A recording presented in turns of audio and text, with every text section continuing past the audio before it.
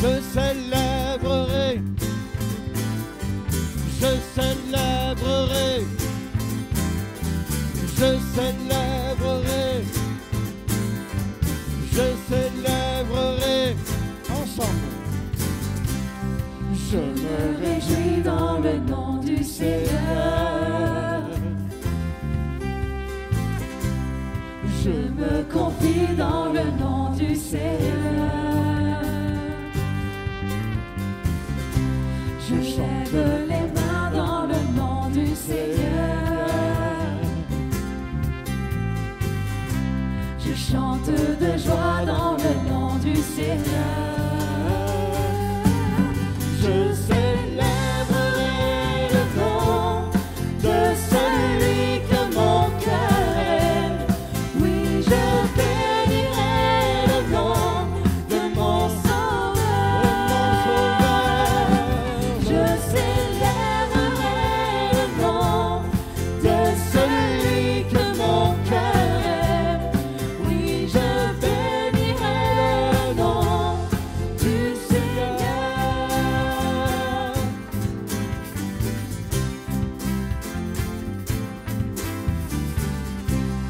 Je me réjouis dans le nom du Seigneur.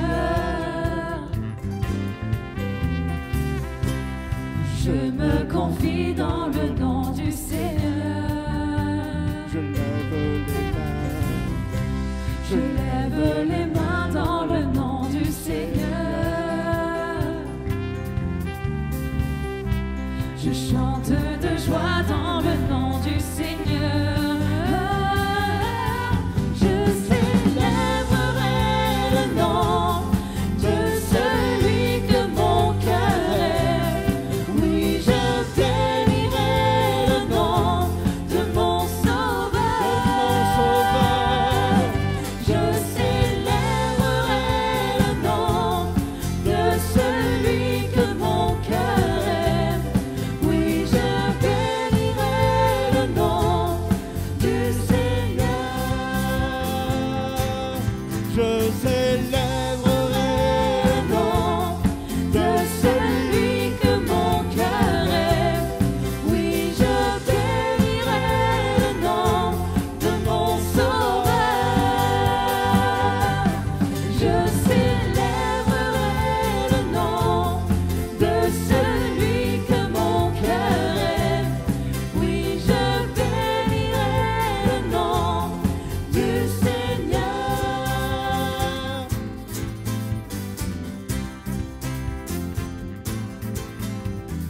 Je célébrerai le nom du Seigneur, je célébrerai le nom du Seigneur, je célébrerai le nom du Seigneur, je célébrerai le nom du Seigneur. Le thème que nous allons aborder ce matin, nous le retrouvons dans différents passages de l'Écriture, et puis ça nous ramène à quelques expériences que vous avez déjà vécues et à des prédications que vous avez déjà entendues, et précisément ces derniers temps. Mais on s'aperçoit que nous entrons dans le désert, ça c'est une certitude, parce que la vie est faite ainsi, mais à un moment donné, il faut sortir du désert. Oui, il faut sortir du désert. Je ne dis pas qu'on n'a pas envie, quoique quelquefois, on pourrait se poser la question, mais ça en devient à un moment donné une nécessité. On ne peut pas continuer comme ça. Et je pense que, au travers de ce que nous allons partager, il est possible de saisir quelque chose ce matin et de vivre un culte différent. Donc, on va lire deux passages pour commencer dans le livre des Actes. Actes des Apôtres, chapitre 13, versets 16 à 19. L'apôtre Paul, qui est en voyage missionnaire, va rencontrer des Juifs et il va leur rappeler quelle avait été la main de Dieu, le bras de Dieu, de quelle façon le bras de Dieu avait été fort et puissant pour bénir le peuple d'Israël. Et nous lisons Actes chapitre 13 et verset 16. « Hommes israélites, et vous qui craignez Dieu, écoutez, le Dieu de ce peuple d'Israël a choisi nos pères, il mit ce peuple en honneur pendant son séjour au pays d'Égypte, et il en fit sortir par son bras puissant il les nourrit près de 40 ans dans le désert. Amen. Il les nourrit près de 40 ans dans le désert. Alors ce désert, il n'était pas formidable. Hein. Ce désert, il était plutôt difficile, et il a été difficile à vivre.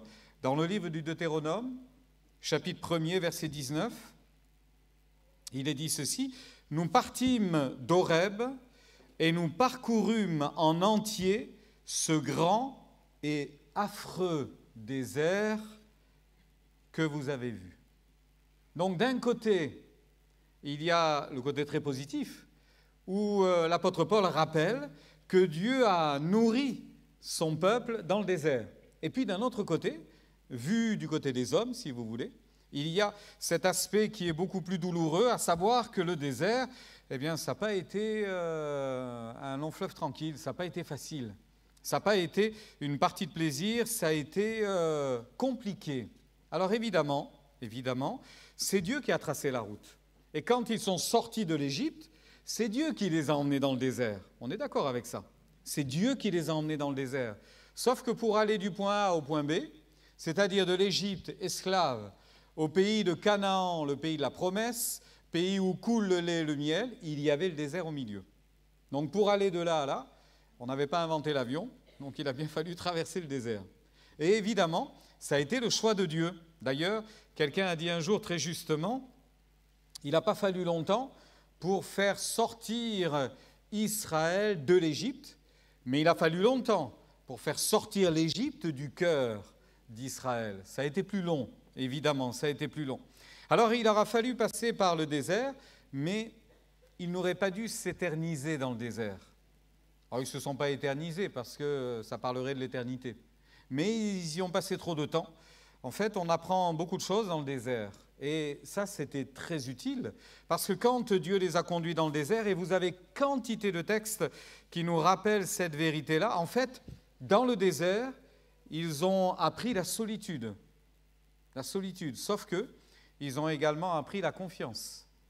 Dieu qui leur dit « Fais-moi confiance, je te guiderai, je te montrerai, je te conduirai ». Et puis dans le désert, ils ont eu énormément d'inquiétudes. Et puis à chaque fois qu'ils ont été dans l'inquiétude, ils ont eu soif, ils ont eu faim, il y a eu la providence. Dieu qui est intervenu, qui a sorti de l'eau d'un rocher, qui a fait tomber la manne du ciel, et à d'autres moments, même de la viande, des cailles sont tombées, ainsi du ciel, et les ont nourris. Il est évident que dans le désert, bien souvent, ils ont éprouvé de la faiblesse. Sauf que il y a eu le soutien de Dieu, le soutien divin. D'ailleurs, il nous est même dit que durant toute leur marche, leur pérégrination, leurs chaussures ne se sont pas usées, leurs vêtements ne s'est pas usés. Quand ils avaient certainement le sentiment qu'ils allaient mourir, ils ont fait des mauvais choix. Il y a eu des conflits vis-à-vis de Dieu. Et à un moment donné, des serpents les ont piqués. Ils mouraient en masse. Mais Dieu est intervenu. À nouveau, Dieu est intervenu. Donc on voit bien que Dieu a un plan, et que Dieu est amour, et que Dieu est fidèle. Sauf qu'à un moment donné, il fallait bien sortir du désert. Parce que la réalité du désert, c'est Dieu qui est là, c'est Dieu qui pourvoit, c'est Dieu qui soutient. C'est une évidence, mais quand même, le désert n'était pas que cela. Et Jérémie en parle. Jérémie dira ceci, « Ils n'ont pas dit, où est l'Éternel qui nous a fait monter du pays d'Égypte, qui nous a conduits dans le désert, dans une terre aride et pleine de fosses, dans une terre où règne la sécheresse et l'ombre de la mort, dans une terre où personne ne passe et où n'habite aucun homme. » Le désert, c'est ça. Le désert dans une vie, c'est ça. Le désert dans nos moments douloureux, dans nos moments difficiles, c'est ça. Le désert, c'est jamais facile. Le désert, c'est jamais une période de notre vie qui est heureuse et qui est agréable. Ça peut être un chemin choisi par Dieu. C'est souvent d'ailleurs un chemin que Dieu utilisera pour nous façonner, pour nous éduquer, pour nous enseigner, pour nous apprendre bien des choses. Mais la volonté de Dieu, ce n'est pas qu'on y reste dans le désert. Pourquoi donc? Eh bien tout simplement, et c'est le premier aspect que l'on trouve, c'est que précisément, quand on y reste trop longtemps dans le désert, il y a toujours une occasion de pécher. Il y a toujours une occasion de faire une mauvaise chose, toujours. Quand on passe trop de temps dans le désert, et d'ailleurs, le cœur va se dévoiler avec tous ses mauvais côtés. Et quand vous lisez le parcours d'Israël dans le désert, ah mais c'est fascinant, hein, c'est fascinant. À chaque fois qu'il quitte un endroit pour entrer dans un désert, il se comporte mal. À chaque fois. J'ai choisi, mais très brièvement, de vous rappeler, et vous trouverez ça dans le livre de l'Exode, notamment à partir du chapitre 15. Chapitre 13, c'est la Pâque. Chapitre 14, on sort de l'Égypte. Et chapitre 15, on entre sur le chemin de la liberté qui nous mène vers le pays de Canaan, pays où coule le lait et le miel. Mais dans Exode, dès le chapitre 15, on prend la direction du désert de Shur, on arrive à Mara, il n'y a pas d'eau à boire, et on se plaint. L'amertume qui ressort à ce moment-là. On continue la route et on arrive à Élim, on passe un bon temps, il y a des palmiers, des sources d'eau, tout va bien. Et puis on prend la direction d'un autre désert, le désert de Sin, et puis là aussi, il n'y a pas d'eau à boire et on se révolte. On va un peu plus loin. On trouve cela dans le livre des Nombres, les textes se croisent avec Exode chapitre 17, on arrive à Réphidim, on est dans un autre lieu, un autre désert, et là on a soif et on est en colère, on est prêt de lapider Moïse s'il le faut, et puis on continue la route, et puis on arrive encore un peu plus loin, dans le désert du Sinaï, plus précisément, vers le mont Horeb. Moïse est parti sur la montagne et dans la plaine. Où est ce Moïse qui nous a fait sortir de l'Égypte? Et là, on est même capable et ça c'est une trahison, de créer un veau d'or et de se mettre à adorer le veau d'or. Quand on y regarde bien, à chaque fois que le peuple d'Israël est entré dans un nouveau désert, a traîné dans le désert, ça a été l'occasion de dévoiler tous ses mauvais côtés. Et il me semble, là aussi, parce que l'Écriture nous le montre bien, que ça a été comme ça pendant pratiquement 40 ans. Ils ont passé 40 ans dans le désert. Il faut quand même vous rappeler une chose, que normalement, ils ne devaient pas y passer autant de temps, hein, dans le désert, évidemment, parce que normalement, en quelques mois, 3 mois à tout casser, ils devaient toucher aux portes, Kadès Barnéa, aux portes de la terre promise. C'est là que le voyage, que le désert devait s'arrêter. Donc, sur la proportion de toute une vie, quelques mois, ce n'était pas grand-chose. Et malgré qu'en quelques mois, ils en aient fait pique-pendre, n'empêche qu'ils étaient prévus pour aller vers un lieu de repos, le pays de Canaan. Et finalement, quand ils ont eu l'occasion d'en sortir du désert, ils l'ont refusé. Ça, c'est problématique quand même. Ils avaient la possibilité de sortir du désert et ils ont dit « on ne veut pas y aller ». Alors, il y a une raison à cela, vous connaissez sans doute ce récit que l'on trouve dans le livre des Nombres, où 12 espions ont été envoyés pour aller explorer le pays.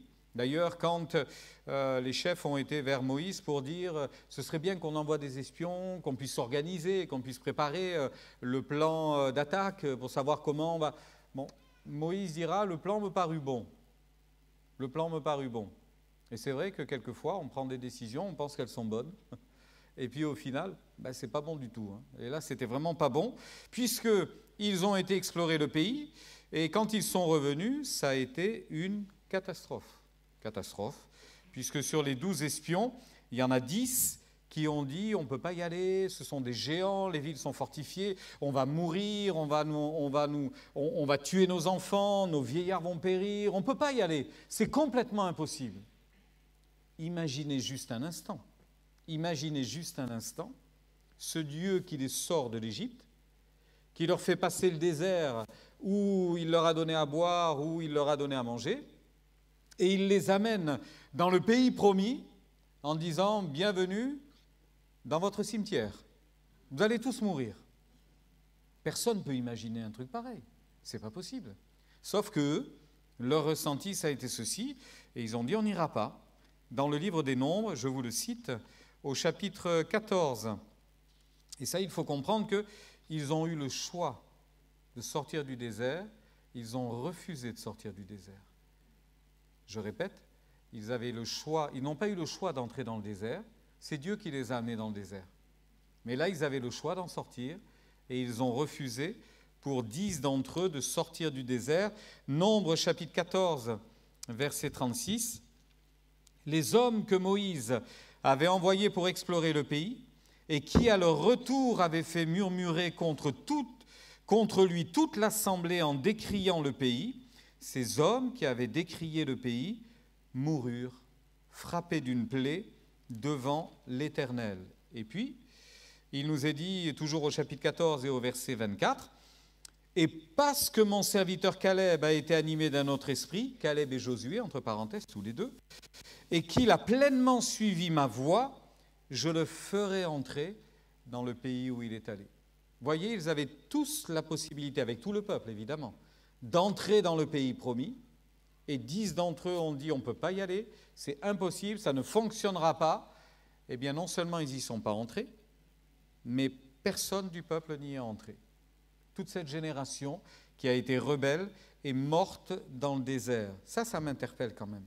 Parce que dans le désert, et on va comparer le désert à nos luttes et à nos batailles. On va comparer le désert à toutes les difficultés que l'on rencontre. Et on en rencontre beaucoup. Et le temps passe, les mois passent, les années passent. Sauf que, vous en conviendrez, plus le temps passe et que vous êtes dans votre désert, et plus, malheureusement, votre cœur va dévoiler ses mauvais côtés. Il y aura toujours à un moment donné de la colère qui va venir. Il y aura toujours à un moment donné une forme de lassitude, de défaitisme, voire même d'incompréhension et de révolte contre Dieu. Et puis vous arriverez à l'amertume aussi. J'en ai marre, ça ne sert à rien. Depuis le temps que je fais confiance, tous les matins je prie et je me demande si je crois encore en ce que je demande. C'est des choses que l'on se dit, c'est des choses qui arrivent parce qu'on est dans le désert.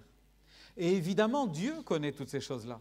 Sauf qu'il va laisser s'exprimer notre cœur pour nous montrer sa providence, sa bénédiction, son secours, son amour, sa fidélité, sa compassion, sa miséricorde. Mais à un moment donné, il arrêtera cette situation-là pour nous faire entrer dans le pays de la promesse.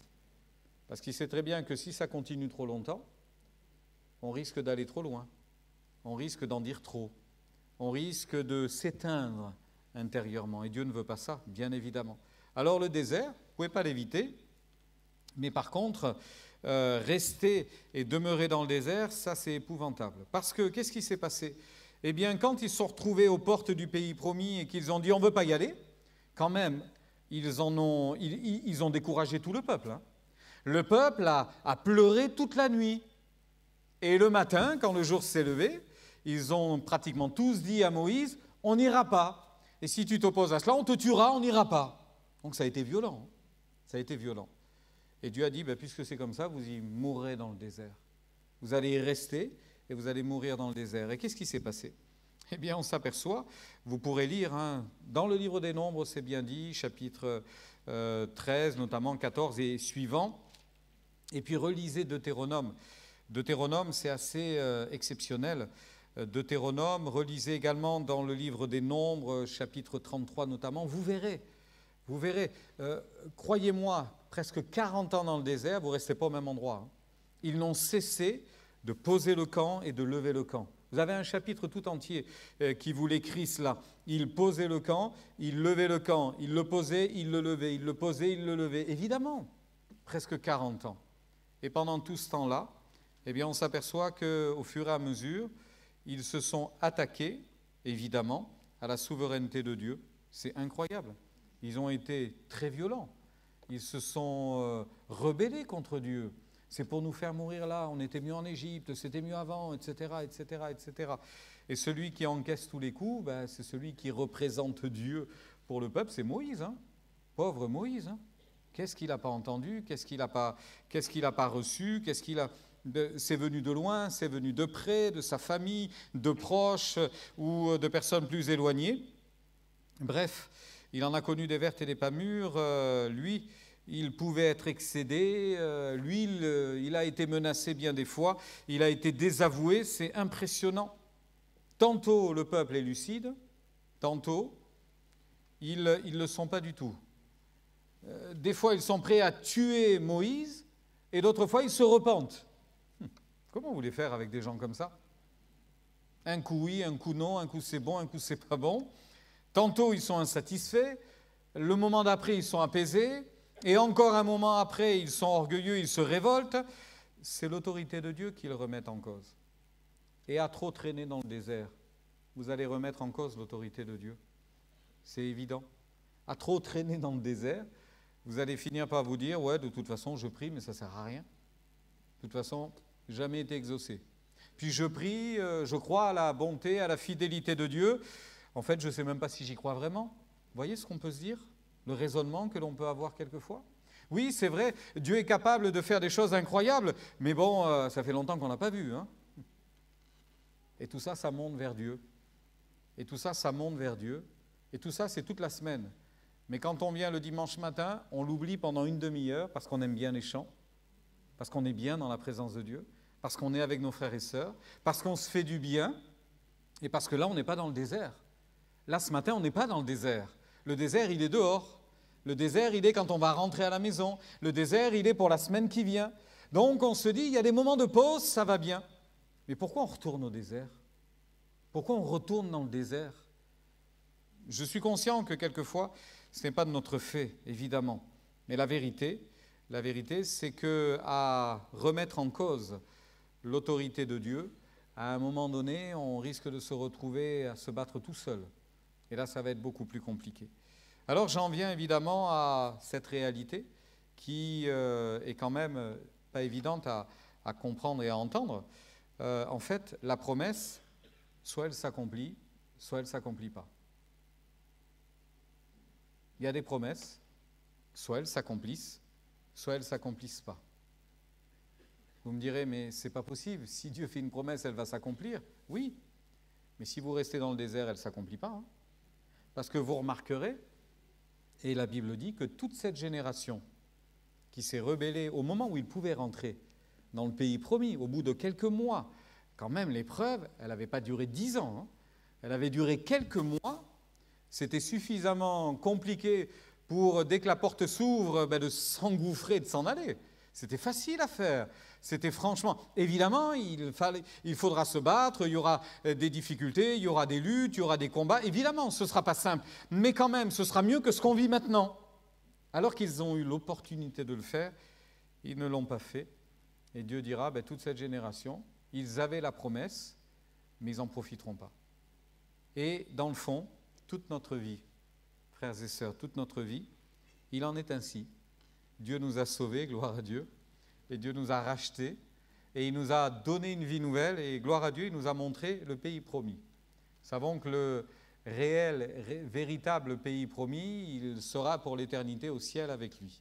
Mais en attendant, et heureusement, il nous fait passer de la mort à la vie. La mort, c'est symbolisé par le désert. La vie, c'est le pays de Canaan. Il nous fait passer de la mort à la vie. Ça signifie que le désert, qui est un passage obligé, c'est inévitable, c'est quand même une sombre vallée entre deux sommets, le désert. Quand vous regardez ce que peut représenter, allez sur Google et regardez les images du désert du Sinaï. Ça vous dira un peu dans quoi ils ont traîné pendant 40 ans. Mais franchement, c'est plutôt hostile, hein. C'est pas très...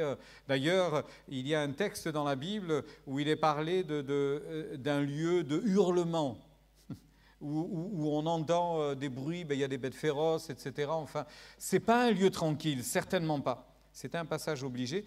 Le premier but que Dieu a choisi, que Dieu a poursuivi, quand il a conduit Israël au désert, c'était de les sortir de l'Égypte et de l'esclavage, il fallait passer par là. Mais le deuxième but, c'était la terre promise. C'était la terre promise. Ça devait se faire. Ça a été trop long, trop long. Vous imaginez, certains sont nés dans le désert. Hein? Qu'est-ce qu'on leur a enseigné à ces gens-là qui sont nés dans le désert? Qu'est-ce qu'on a pu leur dire? Ah, pourquoi on vit là? Si tu savais, ça fait des années qu'on vit là. Mais qu'est-ce qui s'est passé? Dieu nous a oubliés. Nous a abandonnés. Ce n'était pas prévu comme ça, mais voilà. Qu'est-ce qu'on a enseigné aux enfants? Qu'est-ce qu'on leur a dit? Tous ceux qui sont nés là, dans le désert. Quand, évidemment, dans une famille, il y a de la tension, il y a des conflits, c'est palpable, hein. Même les enfants peuvent le sentir. C'est palpable. Qu'est-ce qu'on leur dit à ce moment-là? Qu'est-ce qu'on leur rend comme témoignage à ce moment-là? Parce que quand on ne va pas bien, tout ce qui sort de notre bouche, c'est pas bien. Hein? Quand on ne va pas bien, c'est difficile. Alors que l'apôtre Paul dira en tout temps, en toutes circonstances, louez l'Éternel. Louez l'Éternel.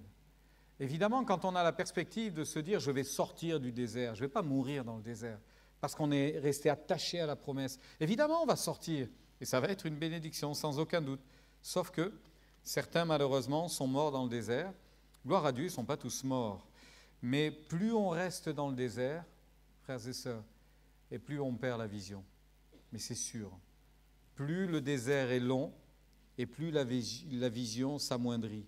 Plus cette certitude que Dieu est un Dieu de miracles, que Dieu est un Dieu puissant, que Dieu est un Dieu fort, qu'il va nous emmener vers ce lieu de repos, de tranquillité, de bénédiction, plus cette réalité, elle s'enfuit, elle nous échappe. Alors voilà pourquoi il est important pour nous, frères et sœurs, de sortir du désert. Il faut sortir du désert. Sans doute, pour beaucoup d'entre vous, y êtes-vous sortis il y a longtemps du désert, et gloire à Dieu pour cela. Mais j'insiste, ce matin, la terre promise, elle existe. Amen. La terre promise, elle existe. Alors évidemment, elle est toujours au-delà du désert. Il faut passer par le désert. Et si vous n'y êtes pas encore passé, vous y passerez. Vous y passerez. Vous ne pourrez pas échapper à ça. Mais si vous y êtes passé, si vous y êtes encore, de grâce, désirez, mais de toute votre force, de sortir de ce désert. Ne dites pas, le fait est établi, c'est comme ça, voilà mon environnement, voilà mon cadre, je vis comme ça, je connais les 4 murs, je connais les quatre coins, et voilà, c'est mon espace de vie. Refusez ça. Si l'espace de vie n'est pas bon, si l'espace de vie est même, entre guillemets, pourri, c'est-à-dire nécrosé, il y a quelque chose qui se détruit petit à petit, refusez cet état de fait, parce qu'il y a quand même un pays où coule le lait et le miel, et c'est celui dans lequel Dieu nous introduit, et Dieu veut nous introduire encore. Alors il faut accepter d'être formé dans le désert, bien évidemment, et il faut accepter d'être formé par le désert, mais de grâce, refusez d'être déformé par le désert. Refusez d'être déformé dans le désert. Parce que vous serez formé, mais si vous restez trop longtemps, vous allez être déformé. Il y a quelque chose qui va se fausser dans votre perspective de la marche avec Dieu, de la vie chrétienne. Alors, je conclurai en disant que vous avez la main. Je crois que vous avez la main, sans aucun doute. C'est à vous de décider maintenant. Nombre, on peut le lire cela, Nombre chapitre 13, verset 30. Quand les 12 espions reviennent et qu'il y en a 10 qui se plaignent en pleurant, en disant on ne peut pas y aller, c'est impossible, ils ont décrié aux yeux des enfants d'Israël le pays qu'ils avaient exploré. Caleb fit taire le peuple qui murmurait contre Moïse. Il dit « Montons, emparons-nous du pays, nous y serons vainqueurs. » Lui, il est convaincu. « Montons, emparons-nous du pays, nous y serons vainqueurs. » Alors on va les faire taire. C'est impossible, on ne peut pas y aller. Mais lui, il va insister.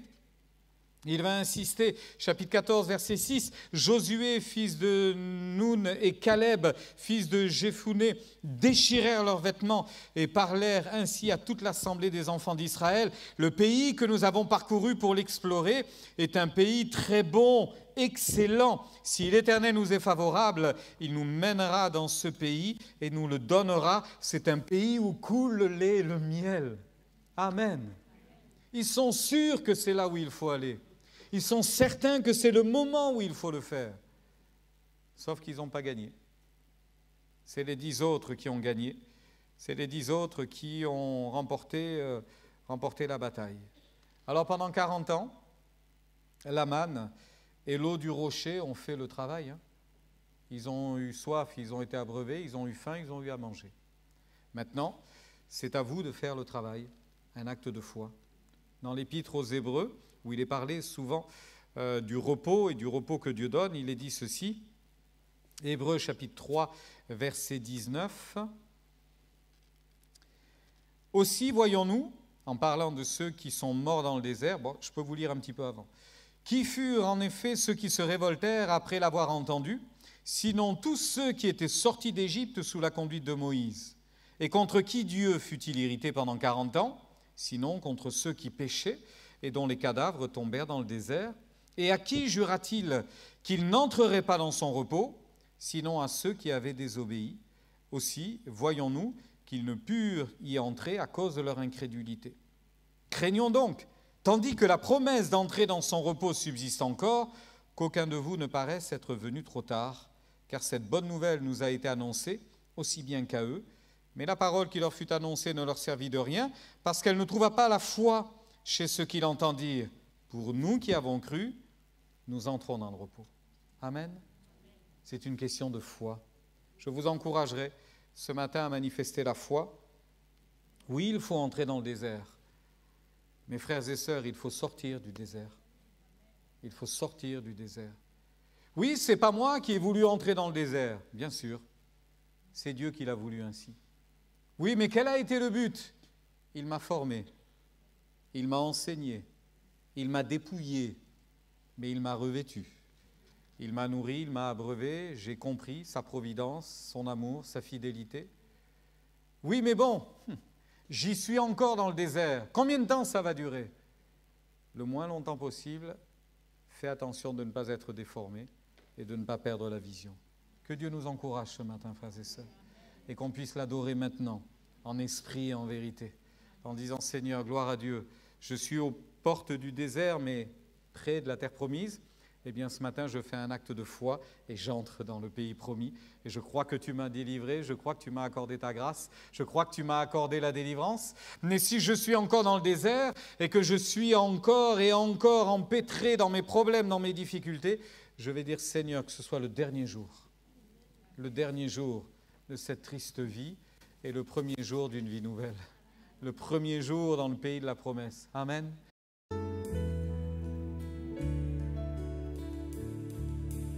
Me voici, ébloui devant ta face, libre par le don de ta grâce. Me voici, l'être plein d'indignité, mais par la foi justifié. J'ai trouvé l'amour incomparable et mien, car tu t'es dépouillé pour te sacrifier.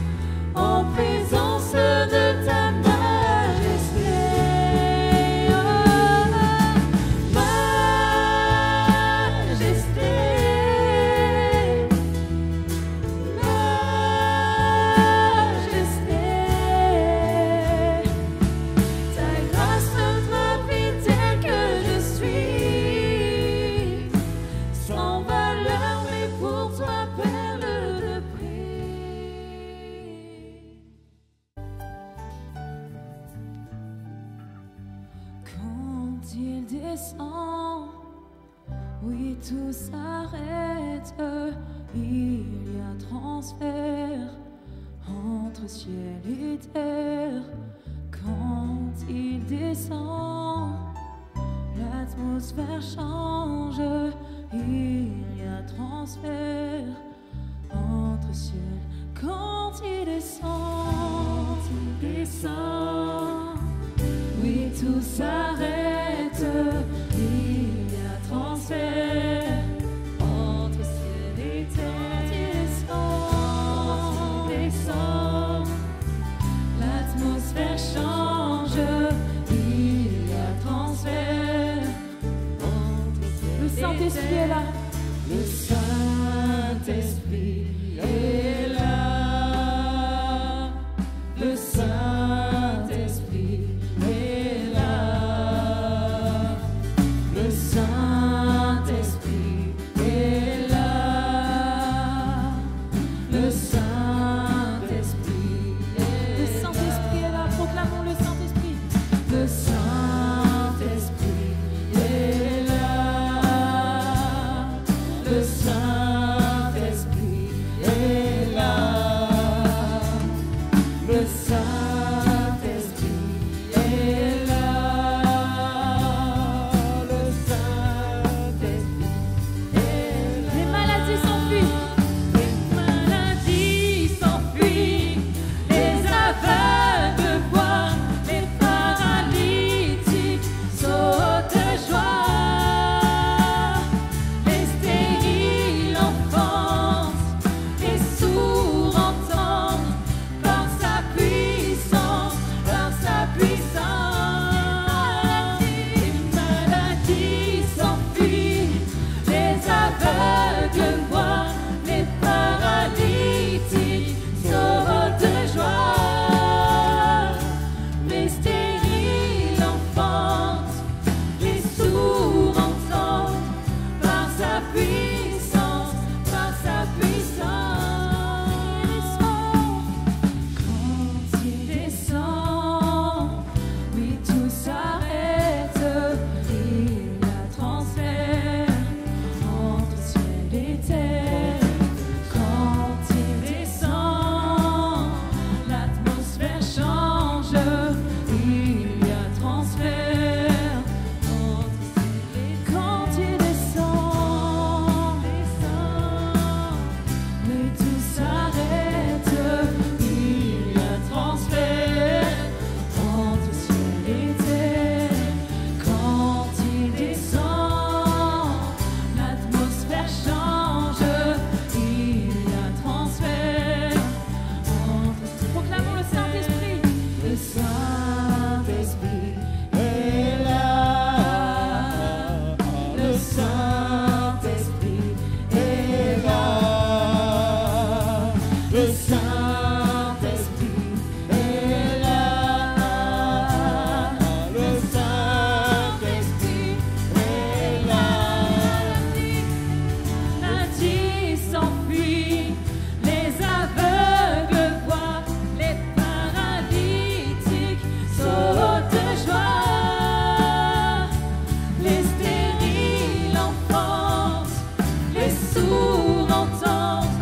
Par sa puissance, par sa puissance. Les maladies s'enfuient. Les aveugles voient. Les paralytiques sautent de joie. Les stériles enfantent. Les sourds entendent. Par sa puissance, par sa puissance. Les maladies s'enfuient. Les aveugles voient. Les paralytiques sautent de joie. Les stériles enfantent. Les sourds entendent. Par sa puissance, par sa puissance.